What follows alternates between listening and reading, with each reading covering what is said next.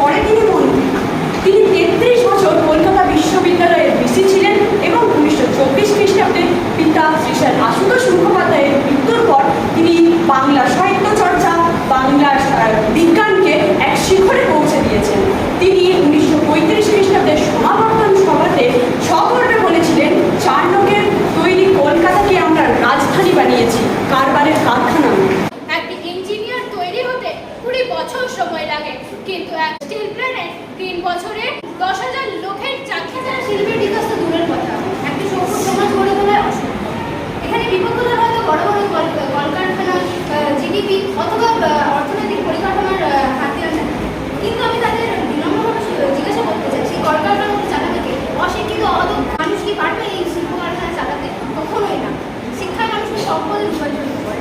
শিক্ষা ছাড়া কোনো দেশের মানুষ কেবলই একটা জনসংখ্যা, কিন্তু শিক্ষায় তাহলে সেই মানুষকে থাকলেই শিক্ষার দাম থাকবে। তাই ডক্টর শ্যামাপ্রসাদ মুখোপাধ্যায় আইআইটি এর স্বপ্ন দেখার আগে শিল্পের মূল বেস গড়ে তোলেন। তিনি বলেছিলেন, industry without education is life, education without industry is life. কিন্তু সুন্দর শিল্প দিয়ে কারখানা বন্ধ হতে পারে, মেশিন পুরনো হয়, মরচে ধরে, আর একজন শিক্ষিত মানুষই তো করে কারখানাকে গড়ে তুলতে, কোনো শিল্পী তো নয়। শ্যামাপ্রসাদ মুখোপাধ্যায় তাই বেনারস হিন্দু বিশ্ববিদ্যালয় আইআইটি খড়গপুরের প্ল্যানিং কমিটিতে ছিলেন। তিনি বলেছেন, if I have to choose between a factory and a university, then I will choose the university. কারখানা বানালেই দেশ গড়ে ওঠে না, তা চালানোর জন্য দক্ষ ইঞ্জিনিয়ার ও ব্যবস্থাপক লাগে।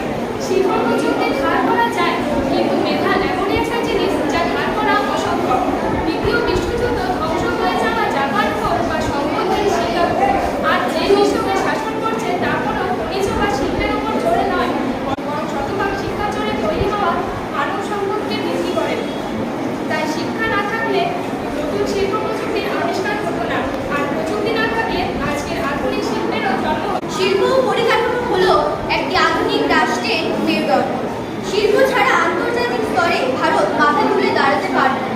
শিল্পপতিরা টাকা বানাতে পারে, কিন্তু শিক্ষক মানুষ। দেশ চালাতে নেতা, বিজ্ঞানী ও সব নাগরিকের প্রয়োজন। শিক্ষা পরিবেশকে রক্ষা করে শিল্পায়নের চেতনা দেয় মানুষকে। শিক্ষা ছাড়া শিল্প মানুষকে কেবল লোক আর দূষণের দিকে ঠেলে দেয়। ডক্টর শ্যামাপ্রসাদ মুখোপাধ্যায়ের মতে ভারত কৃষি প্রধান দেশ।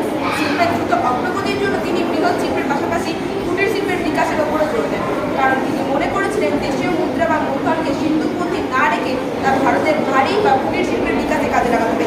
এর থেকে প্রমাণিত হয় যে ডক্টর শ্যামাপ্রসাদ মুখোপাধ্যায় শিল্পের পক্ষে ছিলেন। পণ্য উৎপাদনে অনেক সময় লাগে, যা আধুনিক বাজারের দ্রুততার সাথে তাল মেলাতে হবে। আধুনিক বাজারের দ্রুততার সাথে তাল মেলানোর জন্য আমাদের আধুনিক যন্ত্রপাতি এবং রোজগার শিল্পের প্রয়োজন, যা একমাত্র আমাদেরকে শিক্ষাই দান করতে পারে। শিল্প দেশের সম্পদ, শিল্পের বিকাশ হলে দেশের অর্থনৈতিক সংকট দূরীভূত হবে। সাধারণ মানুষ কাজে যোগদান করার ফলে তারা দুর্দশার থেকে মুক্তি পাবে।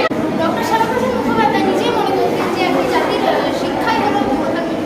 শিক্ষা ছাড়া কোনোদিন শিক্ষাক্ষেত্রে উত্তীর্ণ হওয়া সম্ভব নয়। শিক্ষিত হয়ে সবাই চাকরির জন্য ঘর ছেড়ে গেলে একটা পরিবার টিকে থাকবে কিভাবে? শিল্প এলে দুর্গাপুর, হলদিয়া ছাড়াও অন্যান্য জায়গায় শিল্প স্থাপন করা সম্ভব। এতে পলায়ন রোধ হবে। কিন্তু শিক্ষাই তো মানুষ করে। শিক্ষা ছাড়া ডাক্তার, ইঞ্জিনিয়ার, বিজ্ঞানী তৈরি হবে কিভাবে?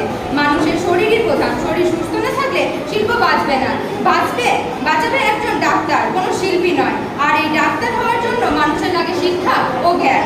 এছাড়াও শিল্প চালানোর ব্রেনও তো শিক্ষাই দেয়। কিন্তু মানুষের শিক্ষার কোনো দাম কি থাকবে যদি সে চাকরি না পায়? সে চাকরিটাও কিন্তু লোককে শিল্পই দেয়। এছাড়া যে সকল নিত্য প্রয়োজনীয় জিনিস, যন্ত্রপাতি ইত্যাদি আমাদের দৈনন্দিন জীবনের সমস্ত কাজকর্মকে সহজ করে তোলে, যা শিক্ষার দ্বারা কখনোই সম্ভব। দেশে কারখানা বানালেও তার জন্য প্রয়োজনীয় কাঁচামাল বা খনিজ তেল সব দেশে থাকে না, ফলে কাঁচামালের জন্য অন্য দেশের উপর নির্ভর করতেই হয়। জোর করে শিল্পদ্রব্য বানাতে গেলে পণ্যের উৎপন্ন খরচ অনেক বেড়ে যায়, ফলে দেশের সাধারণ মানুষকে বেশি দামে পণ্য কিনতে হয়।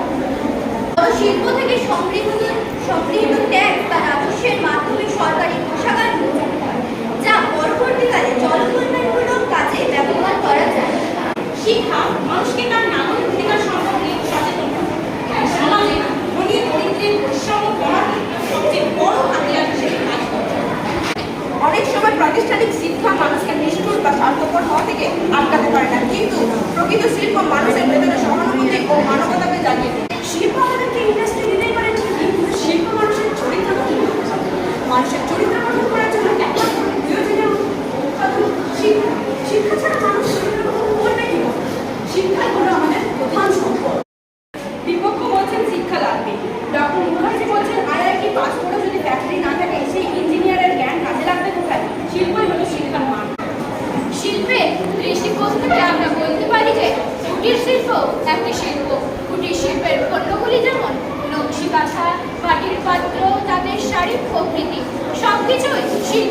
হাতে তৈরি শিক্ষার দ্বারা নয়।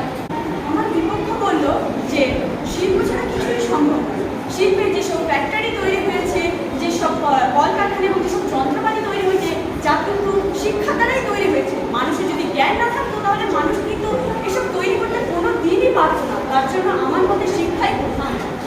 শিক্ষা যখন ব্যর্থ, শিল্প তখন পথ দেখায়। শিল্প নতুন কিছু তৈরি করার ক্ষমতা বা আউট অফ দ্য বক্স ভাবধারার জন্ম দেয়। থেকে শিক্ষা আগে প্রয়োজন, কারণ শিক্ষা আমাদের ভালো মন্দ পার্থক্য শেখায়। যেমন আমরা মেরুদণ্ডের দ্বারা দাঁড়াতে পারি, তেমন শিক্ষা ছাড়া শিল্প কখনোই দাঁড়াতে পারে না। একমাত্র শিক্ষিত নাগরিকরাই ভালো শিল্প করে তুলতে পারে। তাই আমার মনে হয় আমাদের দেশের জন্য শিল্পের আগে শিক্ষার বেশি প্রয়োজন। ঠিক আমার বিপক্ষ দল বললো যে শিক্ষা যেমন প্রয়োজন, তবে আমাদের শিল্প প্রয়োজন। যদি শিক্ষিত মানুষ কারখানা বা অন্যান্য শিল্পাঞ্চল যদি নাই থাকে, তাহলে মানুষ কাজ বা খাবে কীভাবে? শিল্পের অগ্রগতির জন্য প্রধানত যেটি প্রয়োজন সেটি হলো উন্নততর যন্ত্রপাতি।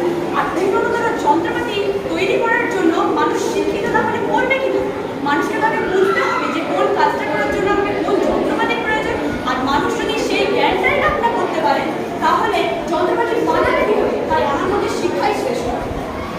যন্ত্রপাতি বানানোর জন্য যে শিল্পাঞ্চল, তার শিল্পাঞ্চল না হলে কখনো শিক্ষা দ্বারা শিল্প, আর শিক্ষা দ্বারা কখনো শিল্প আগে যেতে পারে না। তাই আমার মধ্যে শিল্পই শ্রেষ্ঠ। আমার বিপক্ষ বলল শিল্পই শ্রেষ্ঠ, কিন্তু শিল্প কোনো দিকে শ্রেষ্ঠ হতে পারে না, কারণ শিক্ষা ছাড়া শিল্প অচল। শিক্ষা